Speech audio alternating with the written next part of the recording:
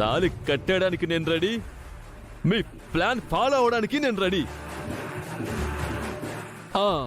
ఇంతకీ అమ్మాయి ఏది? మనసులో ఏదో కోరిక కోరుకుని అఖండ దీపం ఎలిగించుకొస్తానంటే సరే అన్నాను మినిస్టర్ గారు. మనసులో కోరిక అంటే మంచి ముగుడు రావాలనే కోరుకొని ఉంటుంది. అవును మినిస్టర్ గారు, పద్దు కోరిక అట్టా కోరగానే ఇట్టా తీరబోతుంది. శివాజ్ఞ లేనిదే చీమైనా కొట్టదంటారు. పద్దు కోసమే నన్ను పుట్టించాడు.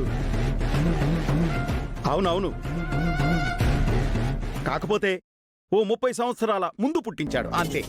గరుడాచలం, మనం ఎప్పుడు పుడితే ఏముంది, మనసులో ప్రేమ పుట్టాలి. అదే కదా ఇంపార్టెంట్. అంతే అంతే.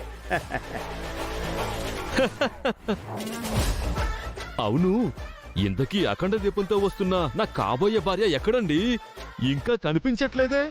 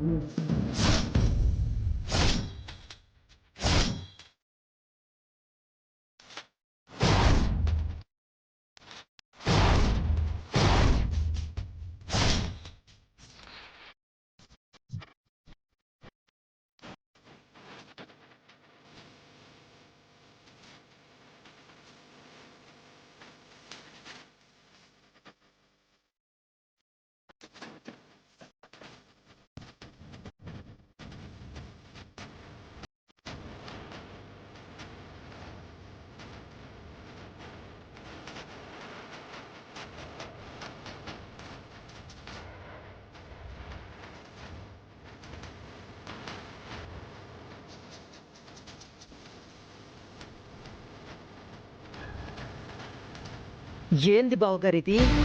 యువరాణిలా కూర్చొని ఇదేంది? దాన్ని మోస్తూ వాడేంది? ఏంటి అఖిలాండేశ్వరి గారు, నేను మొయ్యాల్సిన పిల్లని వాడు మొయ్యడమేంటి? అమ్మా అఖిల, నువ్వేదో ప్లానింగ్ చేసి పద్దుని గుడికి తీసుకొస్తే ఈ వెంకిగాడేంటమ్మా మొన్న పెళ్లి పందిట్లో అలా చేశాడు. ఇప్పుడు ఇక్కడ పెళ్ళనుకుంటే ఇక్కడ కూడా తయారయ్యాడు.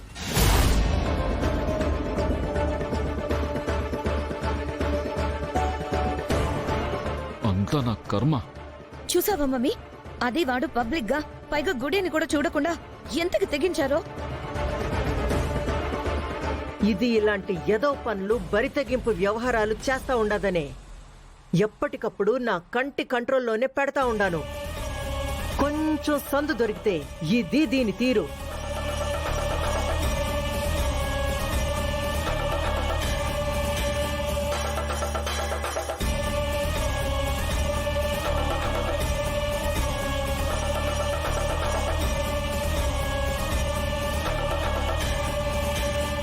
చూడమ్మా, మీ నాన్న మీ కృష్ణవేణి తోడుగా నడుస్తూ ఎలా వస్తున్నారు.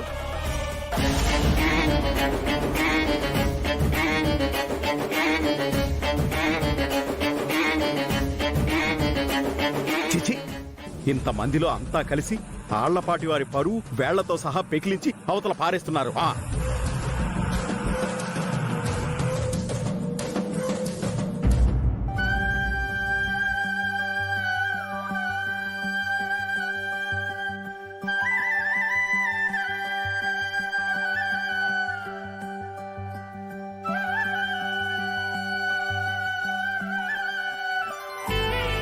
తండ్రి శివయ్య, నా మనసులో కోరికని మన్నించి నాకు చక్కటి జీవితాన్ని ప్రసాదించయ్యా.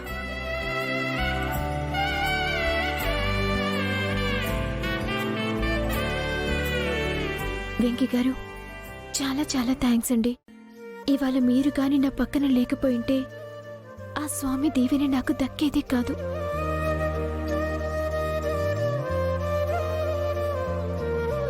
సంకల్పించుకున్న నా ముక్కు తీరకుండానే పోయేది. మీ మేలు ఈ జన్మలో మర్చిపోలేను వెంకీ గారు. పద్దు గారు, ఇలాంటి పెద్ద పెద్ద మాటలు మన మధ్య ఎందుకండి? మీ మనసులో కోరుకున్న కోరిక బలమైంది, స్వచ్ఛమైంది అయినప్పుడు ఆ శివుడే అంతా పక్క నుండి మిమ్మల్ని నడిపిస్తాడు.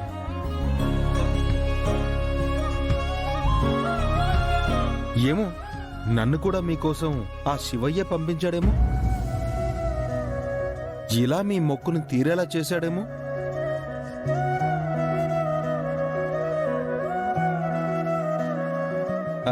సరే పద్దుగారు, వస్తారండి.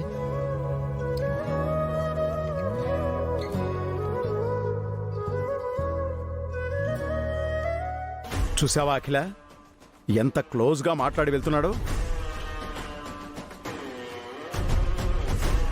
ఆ, మ్మ్.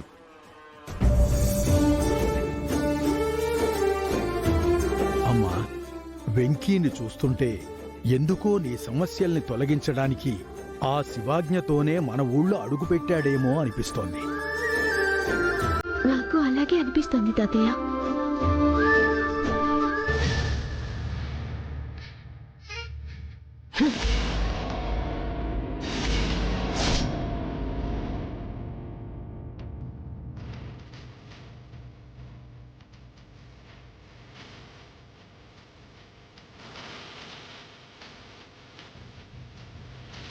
నువ్వు చేసిన పనికి ప్రాణం తీయాలన్నంత మంట పుడుతుండాది. గుడైపోయినది కాబట్టి బతిపోయినావు.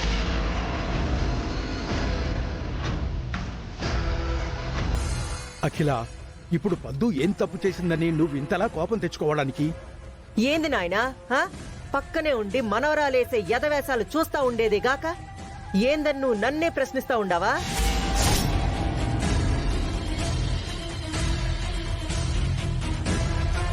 ఏంది మే, నువ్వు దీని కన్న తల్లివేనా? ఒక్క పరాయి మగాడు పిల్ల మీద జయ్యేసి మోసుకొని వస్తా ఉంటే వేడుక చూస్తా ఉండావా?